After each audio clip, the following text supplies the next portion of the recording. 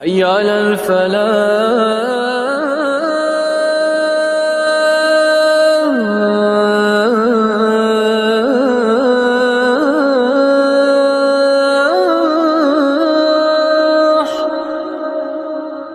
توحید ہی وہ چیز ہے جس کے لیے اللہ تعالیٰ نے اپنے برگزیدہ بندو انبیاء اور رسول علیہ السلام کو مبعوث فرمایا تاکہ وہ لوگوں کو غیر اللہ کی عبادت سے نکال کر ایک اللہ تعالیٰ کی عبادت میں لگائے۔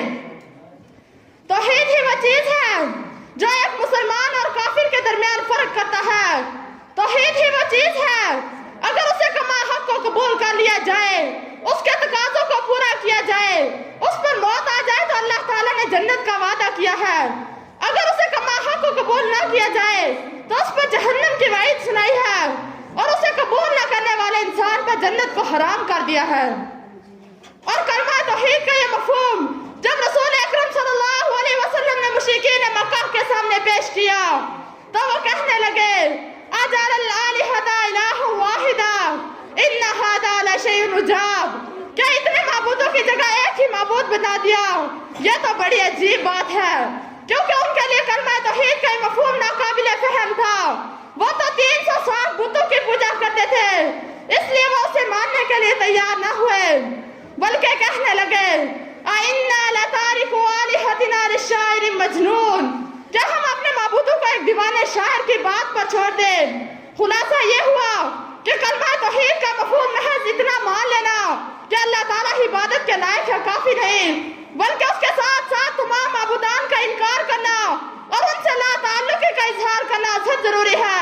اللہ تعالیٰ کا فرمان ہے قَدْ كَانَتْ لَكُمْ أُسْوَةٌ حَسَنَةٌ فِي إِبْرَاهِيمَ وَالَّذِينَ مَعَهُ إِذْ قَالُوا لِقَوْمِهِمْ إِنَّا بُرَاءُ مِنكُمْ وَمِمَّا تَعْبُدُونَ مِن دُونِ اللَّهِ كَفَرْنَا بِكُمْ وَبَدَا بَيْنَنَا وَبَيْنَكُمُ الْعَدَاوَةُ وَالْبَغْضَاءُ أَبَدًا حَتَّى تُؤْمِنُوا بِاللَّهِ وَحْدَهُ۔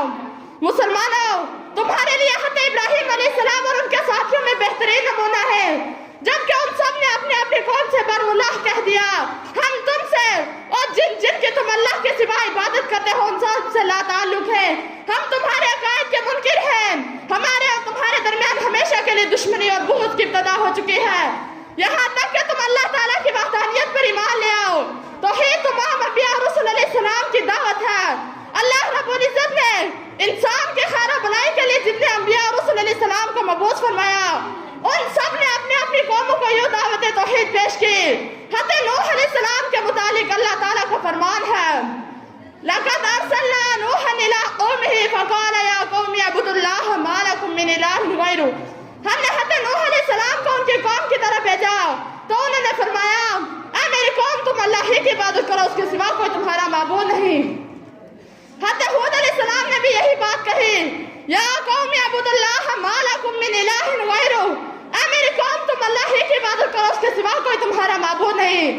حضرت صالح علیہ السلام نے انہی الفاظ میں اپنی قوم کو مخاطب ہوتے ہوئے فرمایا یا قوم اعبدوا اللہ ما لکم من الہ غیرہ، اے میری قوم تم اللہ ہی کی عبادت کرو، اس کے سوا کوئی تمہارا معبود نہیں۔ حضرت شعیب علیہ السلام نے بھی یہی الفاظ کہے یا قوم اعبدوا اللہ ما لکم من الہ غیرہ، اے میری قوم تم اللہ ہی کی عبادت کرو، اس کے سوا کوئی تمہارا معبود نہیں۔ حضرت یوسف علیہ السلام نے جیل میں اپنے ساتھیوں کو یہ دعوت توحید پیش کی یا صاحب السجن ارباب متفرقون خیر ام اللہ الواحد القہار، اے میرے قید کے ساتھیوں کیا کئی مختلف معبود بہتر ہے یا اکیلا اللہ جو سب پر غالب ہے؟ اس حقیقت کو اللہ رب العزت نے سورہ نحل میں یہ ذکر فرمایا وَلَقَدْ بَعَثْنَا فِي كُلِّ أُمَّةٍ رَسُولًا أَنِ اعْبُدُوا اللَّهَ وَاجْتَنِبُوا الطَّاغُوتَ، ہم نے ہر امت کے اندر ایک رسول اس لیے مبعوث فرمایا کہ لوگوں اللہ ہی کی عبادت کرو، اس کے سوا کوئی تمہارا معبود نہیں، اس کے سوا کوئی تمہارا معبود نہیں۔ ہر نبی نے اپنی دعوت کا آغاز توحید سے کیا اور سید الرسل حضرت محمد صلی اللہ علیہ وسلم نے جس قوم کو سب سے پہلے دعوت توحید پیش کی وہ غیر اللہ کی عبادت کرنے میں مشہور تھی، وہ بتوں کو حاجت روا، مشکل کشا، نفع و نقصان کا مالک سمجھتی تھی، وہ قوم بتوں سے محبت کرتی تھی اور انہی کے لیے نظر و نیاز پیش کرتی تھی۔ پھر حضرت صلی اللہ علیہ وسلم نے جس قوم کو سب سے پہلے دعوت توحید پیش کی اس کا آغاز یوں فرمایا قولوا لا الہ الا اللہ تفلحوا، یعنی اگر تم یہ کہو گے کہ اللہ کے سوا کوئی تم کامیاب ہو جاؤ گے۔ پھر آپ صلی اللہ علیہ وسلم اور آپ کے جانساروں نے اسی دعوت توحید کی خاطر تکلیفیں جھیلی، اذیتیں برداشت کی، حتیٰ کہ اپنا بھائی وطن چھوڑ کر ہجرت کر لی۔ پھر اسی کو منوانے کے لیے کفار و مشرکین سے جنگیں لڑی اور توحید ہی کا علم بلند کرنے کے لیے لمبے لمبے سفر کیے۔ پھر آپ صلی اللہ علیہ وسلم اور صحابہ اکرام فاتحانہ انداز میں مکہ مکرمہ میں داخل ہوئے تو سب سے پہلے خانہ کعبہ میں پڑے ہوئے 360 بتوں کو پاش کیا اور فرمایا جاء الحق وزهق الباطل، آج حق آ گیا اور باطل کی کمر ٹوٹ گئی۔ حق سے مراد توحید اور باطل سے مراد بت اور ان کی پوجا کرنا ہے۔ پھر اسی طرح حضرت صلی اللہ علیہ وسلم نے حضرت معاذ بن جبل رضی اللہ عنہ کو یمن کی طرف روانہ کیا تو انہیں چند ہدایتیں کی کہ تم اہل کتاب کی قوم کے پاس جا رہے ہو، تم انہیں سب سے پہلے جس بات کی طرف دعوت دینی ہے وہ صرف اللہ تعالیٰ ہی کی عبادت کرو۔ اگر وہ تمہاری یہ بات مان لیں تو انہیں حکم دینا کہ اللہ تعالیٰ نے تم پر دن اور رات میں 5 نمازیں فرض کی ہیں۔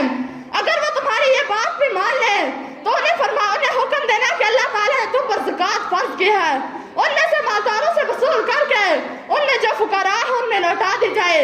اگر وہ اس میں بھی تمہاری فرما برداری کریں، انہیں نفیس مالوں سے بچنا، مظلوم کے بددعا سے بچنا، کیونکہ ان کے اور اللہ تعالیٰ کے درمیان کوئی پردہ حائل نہیں ہے۔ دوسری روایت میں فرمایا تم اہل کتاب کی قوم کے پاس جا رہے ہو، تم انہیں سب سے پہلے جس بات کی طرف دعوت دینی ہے وہ صرف اللہ تعالیٰ ہی کی عبادت کرو۔ اس حدیث سے ثابت ہوا کہ ہر داعی کی دعوت کا نقطہ آغاز توحید ہے اور توحید اہمیت کی ایک واضح دلیل ہے۔ ایمان کا آغاز توحید سے الہی سے ہوتا ہے۔ حضرت مسیب رضی اللہ عنہ بیان کرتے ہیں جب ابو طالب کی وفات کا وقت آیا تو رسول اللہ صلی اللہ علیہ وسلم اس کے پاس آئے۔ آپ نے دیکھا کہ ابو جہل اور عبداللہ بن ابو امیہ بھی آپ کے پاس بیٹھے ہوئے ہیں تو آپ صلی اللہ علیہ وسلم نے فرمایا اے چاچا جان، آپ لا الہ الا اللہ کا اقرار کر لیں، یہ ایسا کلمہ ہے جس کی بنا پر میں اللہ کے ہاں آپ کے حق میں گواہی دوں گا۔ اس پر عبد المطلب کہنے لگے ابو طالب کیا تم عبد المطلب کو دین کو چھوڑ دو گے؟ تو اس پر ابو طالب نے لا الہ الا اللہ کہنے سے انکار کر دیا۔ اس حدیث سے ثابت ہوا کہ ایمان کی ابتدا توحید ہی سے ہوتی ہے اور توحید ہی سے کوئی غیر مسلم اسلام کے دائرے میں داخل ہو سکتا ہے اور توحید ہی سے اللہ کے عذاب سے نجات ممکن ہے۔ حیات و دولت و عزت تمام ہے بیکار، حیات و دولت و عزت تمام ہے بیکار اگر تو کہہ نہ سکا لا الہ الا اللہ۔